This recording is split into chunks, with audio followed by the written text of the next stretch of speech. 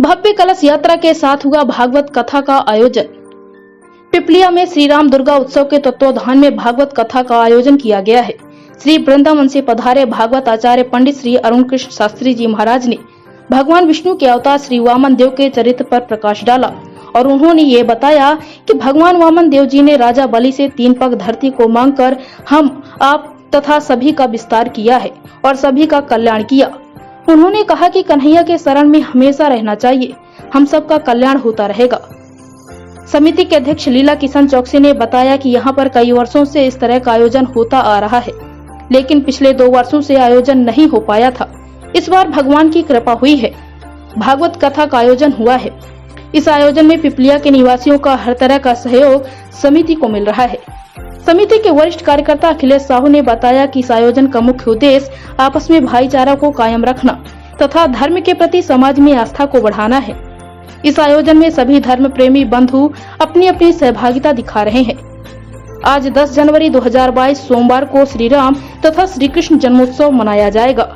India Republic news के लिए रविंद्र तिवारी की खास रिपोर्ट। आचार्य जी, पहले अपना नाम बताइए, शुभ नाम बताइएगा और कहाँ से हैं आप? जी, वृंदावन से। वृंदावन से हैं।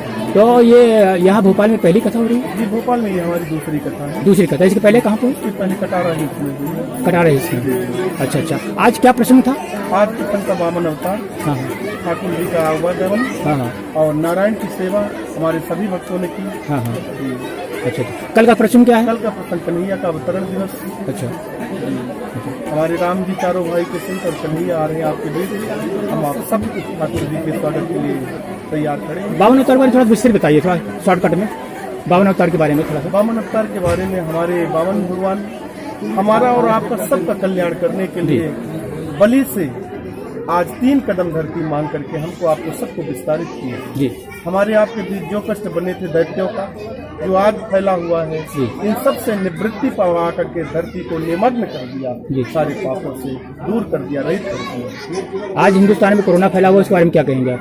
जी, कोरोना फैला हुआ है, महामारी फैली हुई है। कोरोना के लिए तो मैं ठाकुर जी से निवेदन करता हूँ कि ये भारत वसुंधरा न कभी कोरोना के हवाले हुई है और न होगी। केवल कन्हैया के दरबार में हमारी आपकी हाजिरी लगती रहे, बस केवल ये निवेदन है। और कन्हैया के दरबार में जिनकी हाजिरी लगी है तो आज तक कोरोना ना हुआ ना होगा, ये तो मुझे पूरा भरोसा और विश्वास है कन्हैया। इस कथा के माध्यम में क्या संदेश देना चाहते हैं जनता को? इन कथाओं के मद्देनजर मैं तो ये कहूँगा कि भारत सरकार की जो भी गाइडलाइन है, उस गाइडलाइन को हमारे पूरे भक्तगण फॉलो करें और उसी के तहत हमारा जीवन और आपका सबका जीवन संचरित हो। सभी मेरे भक्तगण अपने अपने माथे पर, मुखौटे पर मास्क लगा करके आएं, उचित दूरी का प्रतीक बने रहें, उचित दूरी बना करके हमारे बीच बैठें और हम आप 7 दिन तक बराबर चलते रहेंगे, कोई किसी तरह कोविड का शिकार नहीं। बहुत धन्यवाद आपका। बहुत नाम बताइएगा। मेरा नाम लीला किशन चौक से है, ग्राम पिपलिया निवासी हूँ मैं। दुर्गा उत्सव समिति स्थान पिपलिया, शाकित नगर भोपाल। यहाँ पे कई वर्षों से दुर्गा उत्सव समिति बैठती आ रही, करीबन 20 वर्ष हो गए। हमारे यहाँ पे इसी स्थान पर पहली बार श्री मद भागवत कथा का पहला कार्यक्रम हो रहा है और इसके पहले इमला वाले हनुमान मंदिर पर भी हुए हैं और रायेश चौक से पटेल के खेत पर भी हुआ है। ये तीसरी बार यहाँ पर हो रहा है हमारे पिपलिया ग्राम वासियों में। हमारे ग्राम पिपलिया वासियों की ओर से पूरी समय सबकी तरफ से ये समिति की ओर से भागवत करवाई जा रही है और इस भागवत में हम लोग सब ग्रामवासी सहयोग से कर रहे हैं और महाराज हमारे वृंदावन से पधारे हुए हैं, उनके मुखार बिंद से हम लोग इस राधे कृष्ण भगवान की भागवत में सब लोग सुनने के लिए तैयार हुए इस गांव वाले और उनके आशीर्वाद से हम लोग करवा रहे हैं। कथा का मुद्दा उद्देश्य क्या है? कथा का उद्देश्य है कि हम लोगों में भाईचारा बना रहे, माता बहनें एकता बना के रखें, सब लोगों में मिलजुल कर रहें, यही हमारा उद्देश्य है, यही हम लोग निवेदन चाहते हैं। आपका क्या पद है यहाँ पर समिति में? मेरा वरिष्ठ कार्यकर्ता बीजेपी में मेरा पद है, कार्यकारिणी सदस्य भी हूँ और समिति के अध्यक्ष भी हैं जी, और ग्राम पिपलिया दुर्गा उत्सव समिति का अध्यक्ष। आप अखिलेश साहू। महाराज को गाड़ी लगाने के लिए व्यवस्था कर रहे हैं। ये श्रीमद् भागवत कथा का तीसरा आयोजन हो रहा है यहाँ।